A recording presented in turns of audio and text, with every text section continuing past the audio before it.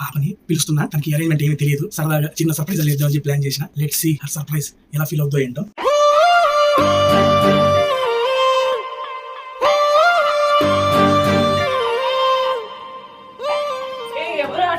Is this a joke? Hello.